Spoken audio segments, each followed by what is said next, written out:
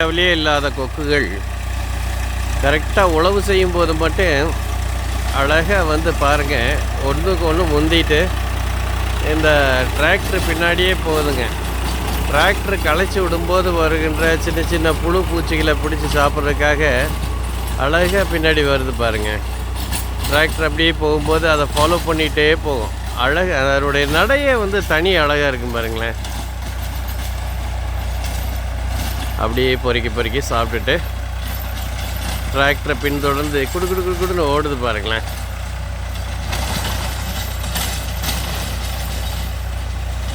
அதோட நடை பாருங்கள் எப்படி இருக்குன்னு. இதுக்கு ஒரு நல்ல மியூசிக் போட்டாலும் கூட இது நடந்து போகிறது இப்படி க்ளோஸ்அப்பில் எடுத்தால் அழகாக இருக்கும் போல் இருக்குது.